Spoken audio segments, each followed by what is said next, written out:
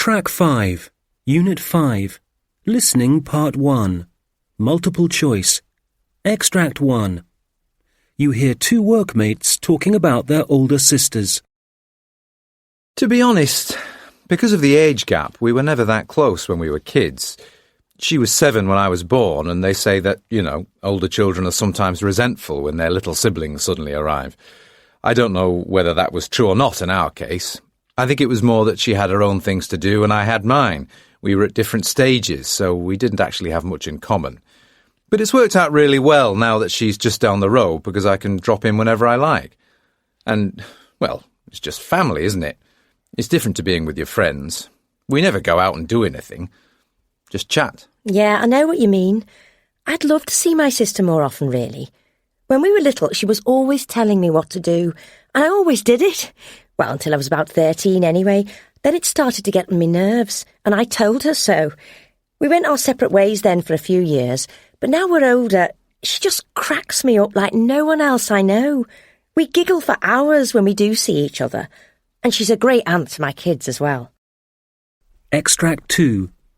You hear two neighbours discussing plans to build a wind farm near their houses. I know that wind turbines produce energy without emissions, but that's not everything, is it? I mean, what about the impact on people's lives of having this thing on our doorstep? I'm not worried about spoiling the view of the hills. They're covered in cloud most of the time anyway. But there's going to be that constant low-level drone whenever they're turning. You can't escape that, night or day. Maybe we can still change the council's mind if we make enough fuss. I wish they'd think more about the proposal for tidal power. Turbines below the surface at the harbour entrance. That looked like a promising idea. I know. I'd have preferred that. But it's a done deal now. They won't back down.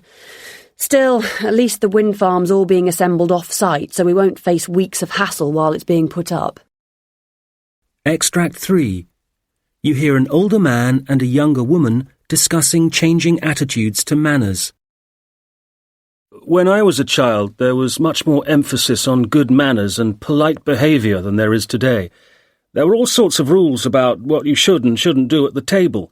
Always break bread rolls, but cut loaves of bread. Never peel a boiled egg, always cut the top off, that sort of thing.